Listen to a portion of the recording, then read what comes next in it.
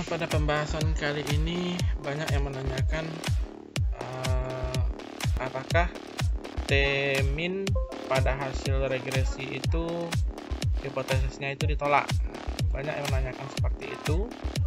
Nah, baik, sekarang kita akan membahas tentang apa itu T-min pada regresi. Nah, cara-cara untuk melakukan regresi linear berganda itu baik itu regresi apapun itu, baik itu uji beda ataupun asalkan dia melihat pengaruh atau perbedaan menggunakan T hitung, T tabel, dan signifikan.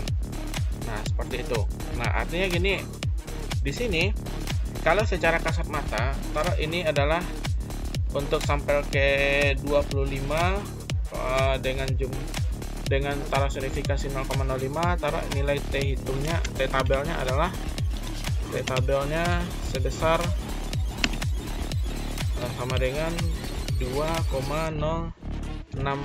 Nah, ini gambar ini referensi dari buku Ghazali, buku Sugiono terbitan 2017, dan ada juga dalam buku Ghazali dengan gambar yang relatif mirip cuman dengan angka yang berbeda, terbitan tahun 2017. Nah, di sini T tabel yang kita dapatkan dari perhitungan Excel contohnya adalah 2,064. Nah, itu yang kita dapatkan dari T tabel. Taruh nilai T hitung X1 misalnya X1 T hitungnya misalnya 3,56 misalnya. Kemudian X2 T hitungnya katakanlah min 2,98 misalnya, min 2,98, katakanlah seperti itu. Nah, di sini dengan ini misalnya nilai signifikannya misalnya 0,000 misalnya seperti itu, dan ini nilai signifikannya sama dengan 0,023 misalnya seperti itu hasilnya. Kita contohkan. Nah, secara kasat mata kalau kita menggunakan nilai signifikan itu otomatis hipotesisnya diterima karena dia itu kecil dari 0,05. Sama dengan ini, dia kecil dari 0,05. Nah, artinya di sini kalau berdasarkan hipotesisnya berarti HA-nya adalah diterima. Berarti hipotesisnya diterima kalau menggunakan nilai signifikan. Nah, bagaimana dengan membandingkan antara T hitung dengan T tabel? Nah, apakah untuk yang di sini, untuk yang nilai negatif ini, apakah dia masih diterima atau ditolak? Nah, kita bisa lihat garis seperti ini. Ini adalah garis penerimaan. Ini adalah garis penerimaan atau penolakan dari hipotesis alternatif. Nah, di sini karena di sini penolakannya H0, berarti di sini hipotesisnya diterima. Artinya di sini hipotesisnya diterima dan di sini adalah hipotesisnya ditolak. Artinya di sini penerimaan dari hipotesis 0. Kalau hipotesisnya 0-nya diterima, berarti hipotesis alternatifnya itu ditolak. Ditolak. Nah, di sini hipotesisnya itu diterima, tapi arahnya adalah arah negatif. Seperti itu. Nah, arahnya di sini ini hanya tanda min ini hanya menandakan apakah dia arahnya itu positif atau negatif.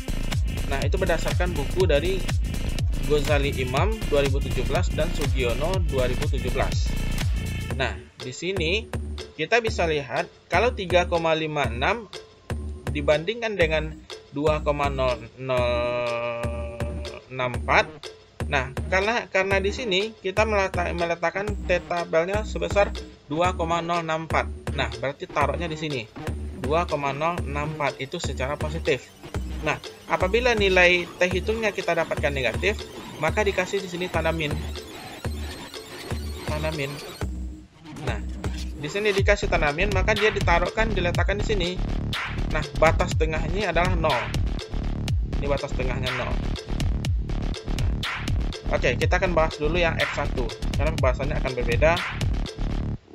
Nah, di sini X1 3,56. Berarti di sini batas T tabelnya adalah 2,064. Nah, kalau dia 3,56 berarti dia antara 2,04 sampai dengan 4,9.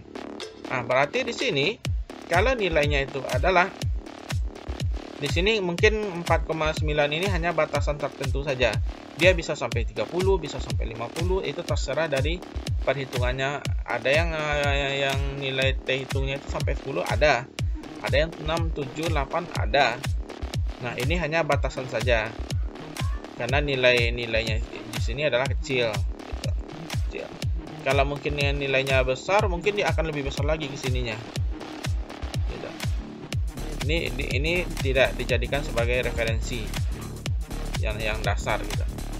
Nah, di sini oke, kita kembali lagi. Kalau dia dapatnya 3,56, berarti dia lebih besar dari batasan T tabelnya. Artinya di sini hipotesisnya diterima. Nah, seandainya kita dapatnya min 2,98. Min 2,98. Min 2,98 berarti arahnya tetap ke sini. Berarti taruhlah di sini dia. Min 2,98 terus hasilnya di sini. Maka dia masuk dalam garis seperti ini, masuk dalam kategori berpengaruh. Hipotesisnya tetap diterima, tapi arahnya adalah negatif karena dia semakin kecil. Kalau digunakan tanda minnya, dia akan semakin kecil. Karena kalau dia min 2, min 3, min 4, min 5, min 6, maka itu kan semakin kecil kalau dipakai tanda minnya. Maka arahnya tetaplah berpengaruh. Hipotesisnya tetap berpengaruh karena dia semakin ke sini. Ini adalah penerimaan dari hipotesis alternatif dan penolakan dari hipotesis nol di sini. Nah, garis ini atau ini istilahnya apa namanya ya? Pokoknya antara ini yang dikaburkan ini adalah penerimaan dari hipotesis nol alternatif. Ini juga penerimaan dari hipotesis alternatif. Ini menceng kanan, ini menceng kiri. Nah, hasilnya ini berarti negatif. Negatif ini menandakan hubungan yang berlawanan arah. Artinya ketika variabel X2-nya itu meningkat, maka Y-nya akan turun. Itu arti dasarnya. Boleh ada yang mengatakan setiap kenaikan 1% X2 maka akan menurunkan variabel Y sebesar sekian, tergantung dari nilai regresinya berapa. Nah, kemudian ada juga yang mengatakan seperti itu. Itu juga benar selama arahnya itu berlawanan arah. Contohnya seperti saya ulang lagi. Nah, ketika X-nya 2-nya meningkat, maka Y-nya akan turun.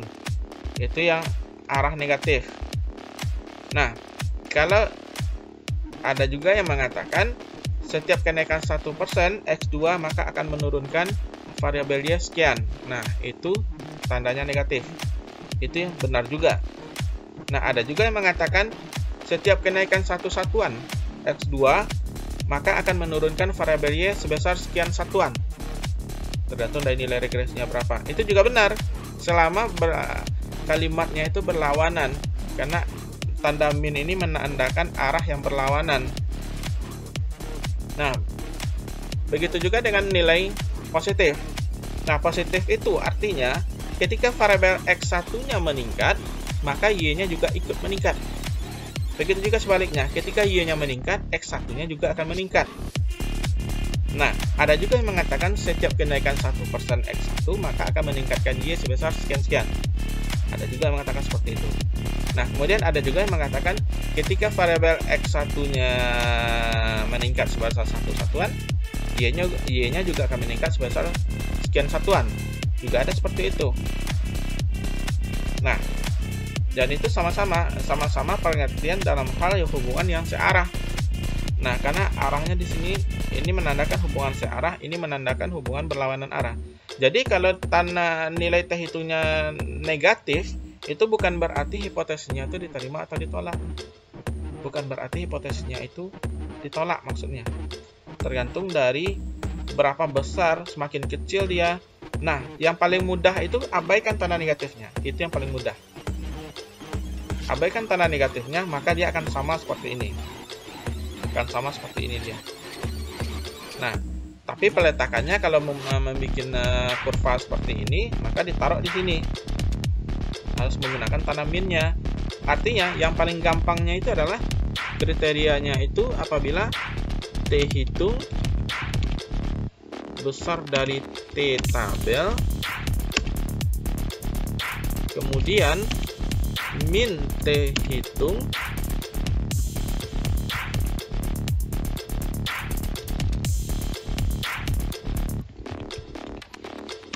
kecil dari min T tabel dan signifikan besar dari 0,05 atau alfanya, besar dari alfanya. Nah, ini yang benarnya seperti itu. Nah, karena ini jarang dipakai, maka konsep ini saja sudah benar. Maka untuk tanda min sebaiknya dihilangkan saja tanda minnya, karena konsepnya akan sama seperti ini nanti. Dan juga ini tidak akan berlawanan nantinya hasilnya. Kan kalau seperti ini, kalau min 2,98 dibandingkan dengan T tabel 2,09064, ya jelas dia lebih kecil. Maka katanya hipotesisnya ditolak. Maka dia akan berlawanan dengan nilai signifikan.